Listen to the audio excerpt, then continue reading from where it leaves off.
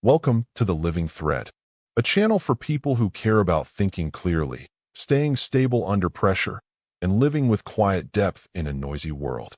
100 years ago, if something unusual happened in your body, you noticed it, waited a little, and if it stayed, you visited a doctor. Today, something different happens. A sensation appears, and within seconds, the human mind enters the largest medical library in history, the Internet. And strangely, many people leave that library more frightened than before they entered. This modern experience has a name: Cyberchondria. But this is not just a trendy word.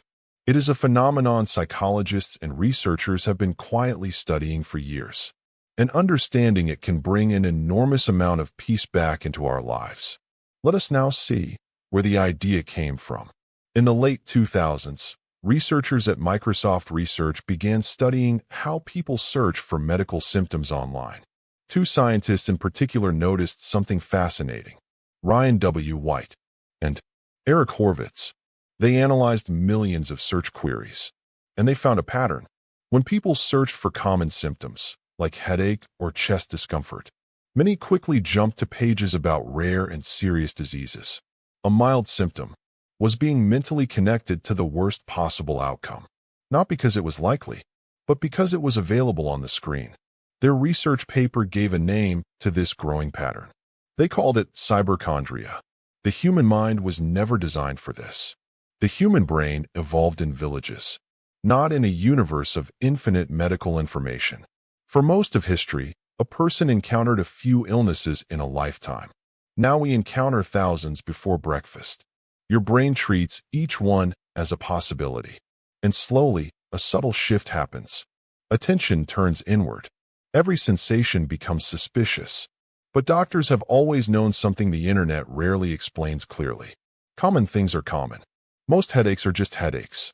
Most fatigue is sleep or stress. Most body sensations are the normal background noise of a living system. The research is surprisingly strong. Psychologists did not stop at observing behavior. They began measuring cyberchondria. Researchers developed something called the Cyberchondria Severity Scale to track how often people search for symptoms, how anxious they feel afterwards, and how much reassurance they seek. Large studies involving thousands of people show a consistent pattern. More symptom searching, more anxiety, more searching. A loop. One meta-analysis combining multiple studies found a strong relationship between health anxiety and online symptom searching. In some surveys, nearly 1 out of every 3 people showed signs of problematic health-related searching. This is not rare behavior. It is becoming normal. And that is exactly why it deserves understanding. Let us see why searching often makes things worse. Here is something important to understand. Search engines are not designed to give medical probability. They are designed to give relevant information. And serious diseases contain many of the same symptoms as minor ones. So when someone searches, "Why does my head hurt?" the internet shows everything from dehydration to brain tumors. Not because they are equally likely, but because they share keywords. The brain, however, does something predictable. It remembers the most frightening explanation. Psychologists call this availability bias, but doctors explain it much more simply. Possibility is endless. Reality is limited. The moment panic begins, a small sensation appears. The mind searches. The worst explanation appears. The body reacts with anxiety. Anxiety creates new sensations. Those sensations feel like confirmation. So the mind searches again. What started as curiosity becomes a cycle. Not illness, but attention amplifying itself. Let us look at the wisdom from doctors. Doctors have quietly repeated the same principles for generations. Not because they lack information, but because they understand the human mind. A few lines you may hear from experienced physicians. Common is common. Look for patterns, not moments. Your body is more resilient than you think. And perhaps the most calming one. Not every alarm is a fire. Medicine is not about imagining every disease. It is about recognizing what is actually happening in front of you. A healthier way to relate to health. Understanding cyberchondria does not mean ignoring your body. It means caring for it wisely. 3 habits help restore balance. First, focus on health behaviors, not symptom hunting. Sleep well. Move regularly. Eat reasonably. Health grows from daily living, not constant diagnosis. Second, notice persistence, not passing sensations. Bodies fluctuate all day. Medicine pays attention to patterns over time, not momentary feelings. Third, consult humans, not algorithms. If something truly concerns you, a trained professional can interpret context. Context is what the internet lacks. Here is a powerful shift. Once people understand cyberchondria, something interesting happens. The fear often softens.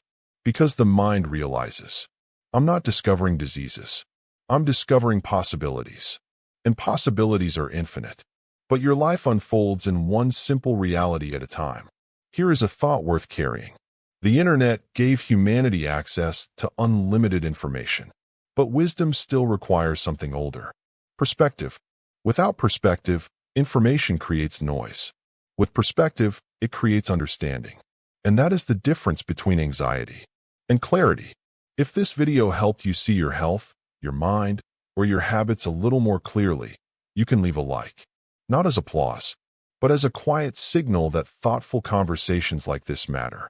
You might also share it with someone who has ever worried too much after searching symptoms online. Sometimes a small idea can restore a surprising amount of peace. And if you'd like more reflections like this, connecting modern life with the deeper ideas that have guided humanity across generations, subscribe to The Living Thread, not for constant content, but for consistent clarity. To become a better version of yourself by becoming familiar with the eternal ideas that connect generations, and to stand on the shoulders of giants.